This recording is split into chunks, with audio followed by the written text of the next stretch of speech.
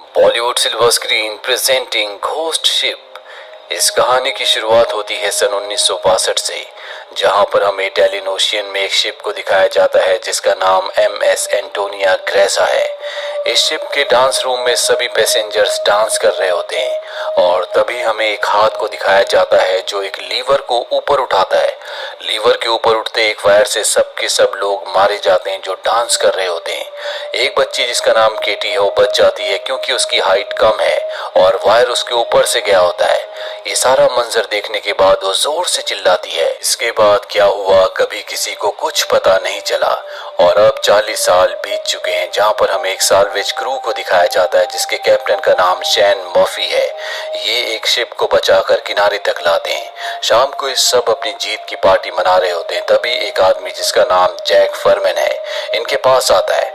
वो कहता है कि मैं एक वेदर सर्विस पायलट हूँ। आज से 40 साल पहले एक एंटोनियो ग्रेजा नाम का शिप समंदर में कहीं खो गया था और जहाँ तक मुझे पता है वो बेरिंग सी के अंदर है। उसके अंदर खजाना है, अगर हम उसे ढूंढ ले तो सब के सब बहुत अमीर हो सकते हैं।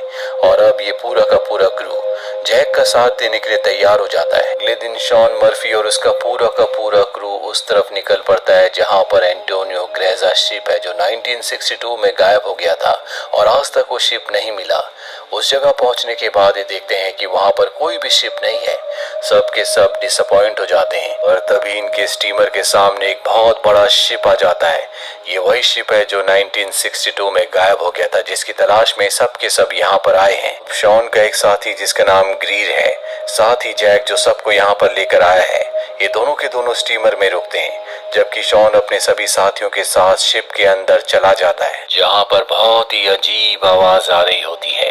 ये सब के सब उस आवाज का पीछा करते हैं और देखते हैं कि क्लॉक का पेंडुलम आज भी हिल रहा है। जैसे ये क्लॉक के और नजदीक जाते हैं पेंडुलम हिलना बंद हो जाता है और अब इनमें से एक पेंडुलम को हाथ लगाने वाला होता है कि बहुत जोर से आवाज आती है जिससे सब के सब डर जाते हैं।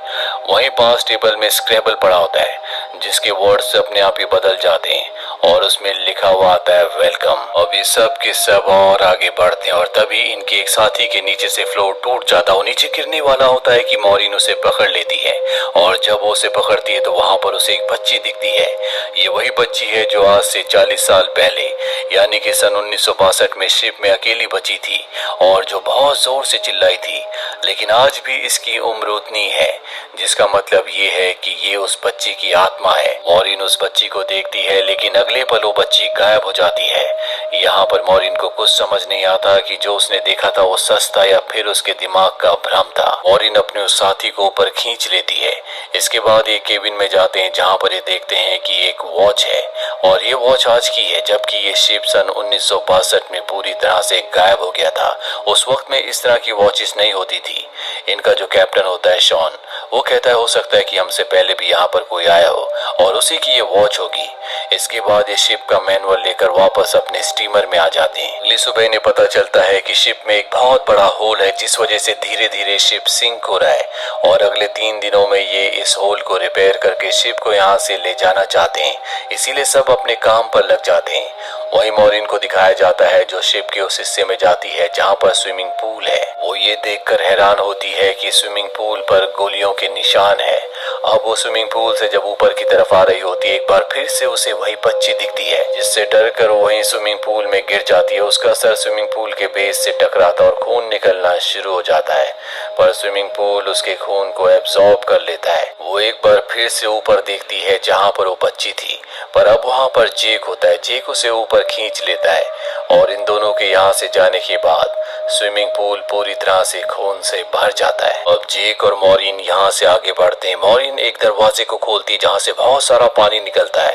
ये दोनों के दोनों उस दरवाजे के अंदर जाते हैं और तभी दरवाजा अपने आप ही बंद हो जाता है, इसीलिए इन्हें आगे बढ़ना पड़ता है। आगे बढ़ते हुए ये एक केबिन तक पहुँचते हैं जहाँ पर 9 लकड़ी के बॉक्सेस होते हैं।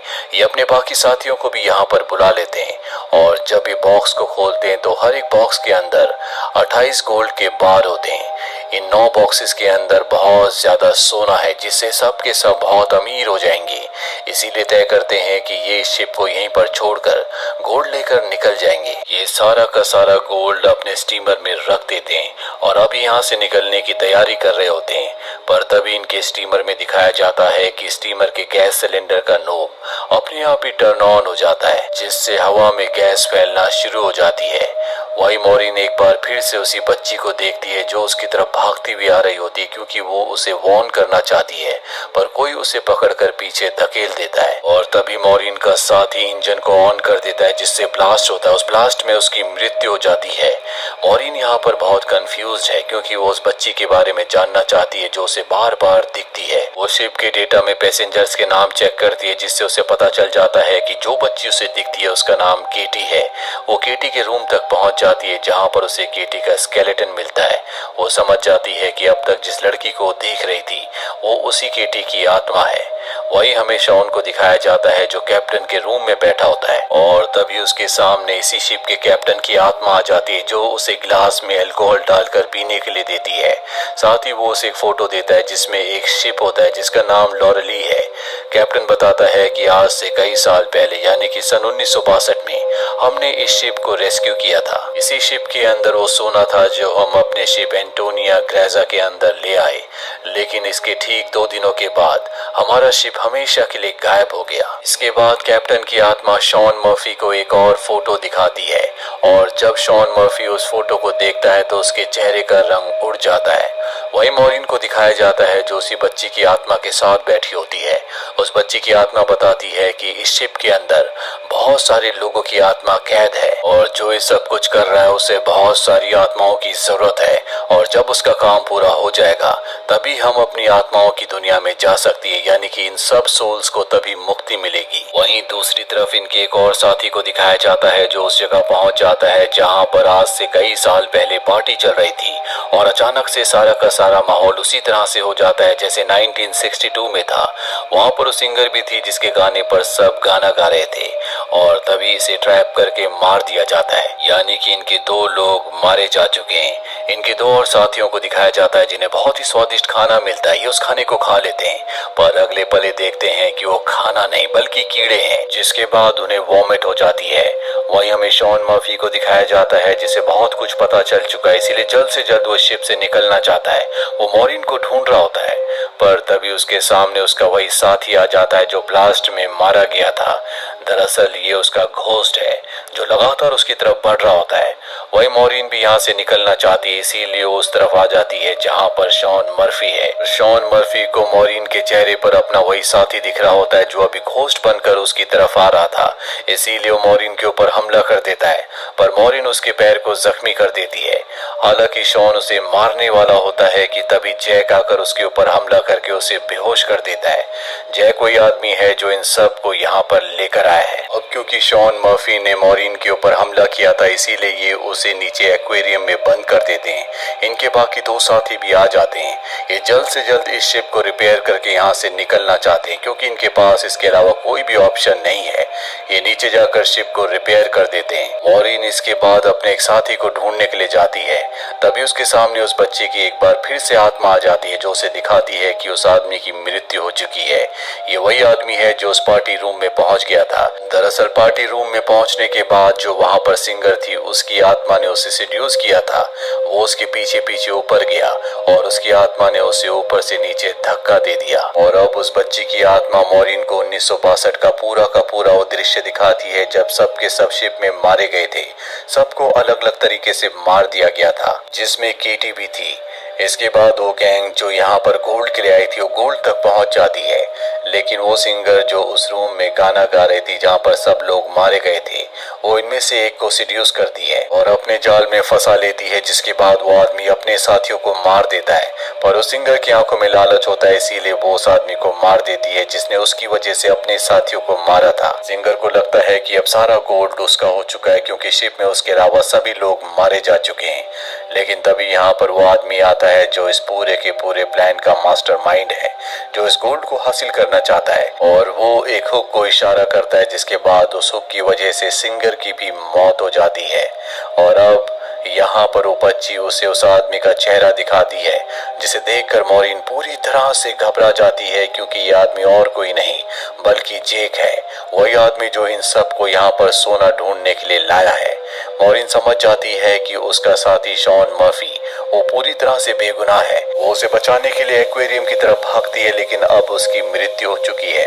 कैप्टन की आत्मा ने जो उसे फोटो दी थी वो उसी के हाथ में होती है, जो पानी में वो देख लेती है, और ये फोटो और किसी की नहीं बल्कि जेक की है। जेक कोई इंसान नहीं है बल्कि वो एक इविल स्पिरिट है जो किसी के लिए आत्माओं को जमा करता है। हो सकता है कि वो शैतान के लिए काम करता हो, और यहाँ पर वो इन सबको मारकर इनकी आत्माओं को भी जमा करना चाहता है। मॉरिन अब अपने साथी से कहती है कि तुम्हें जैक पर नजर रखनी होगी, मैं अपने दूसरे साथी को ढूंढने के लिए जा रही हूँ जो कि पानी के अंदर है।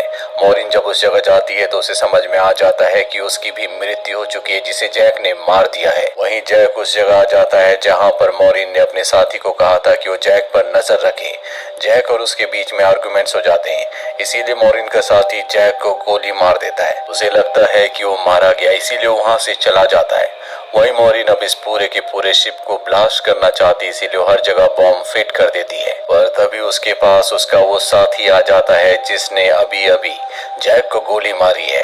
वो मॉरिन को कहता है कि हमें शिप को ब्लास्ट नहीं करना चाहिए, पर मॉरिन उसकी बात नहीं मानती। वो कहती है कि मैं इस शिप को ब्लास्ट करके ही रहूंगी, क्योंकि इस शिप में बहुत सारी आत्माएं कैद हैं और भी लोगों को इस शिप में ट्रैप करके लाया जाएगा, जिसके बाद उन्हें मार दिया जाएगा, और ट्रैप करने का एक ही जरिया है जो है गोल्ड।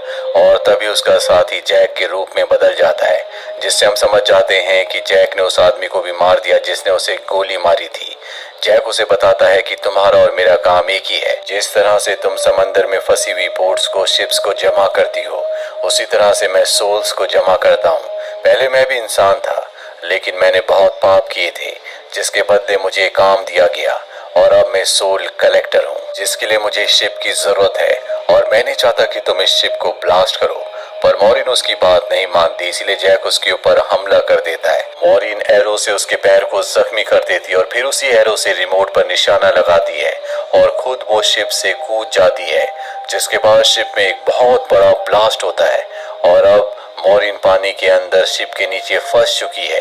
पर तभी वहां पर उसी बच्ची की आत्मा आती है, जो मॉरिन को ऊपर का रास्ता दिखाती है। मॉरिन बड़ी मुश्किल से ऊपर आ जाती है, और वो देखती है कि शिप में जितनी भी सोल्स थी वो सब की सब आजाद हो चुकी है, और वो सोल्स की दुनिया में जा रही है, जिन सोल्स में केटी की भी सोल है।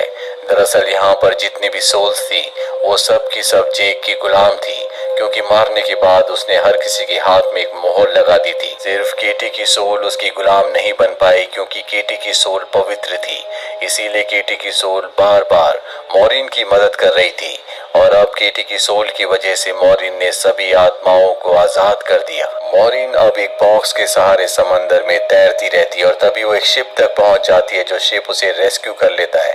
जब उसे पोर्ट पर लाया जाता है तो वो अपनी एम्बुलेंस से देखती है कि जेक अब भी जिंदा है, और शिप का जितना भी गोल्ड था वो उस गोल्ड को एक दूसरे शिप में ट्रांसफर कर रहा है, ताकि उस गोल्ड के लालच में वो और भी लोगों को मार सके, उनकी आत्माओं को कैद कर सके, जो कि उसका काम है। मॉरिन ये पूरा मंजर देखकर चीख पड़ती है, और इसी के साथ ये फिल्म, ये कहानी यहीं पर खत्म हो जाती है। उम्मीद करते हैं कि ये कहानी आपको पसंद आई होगी।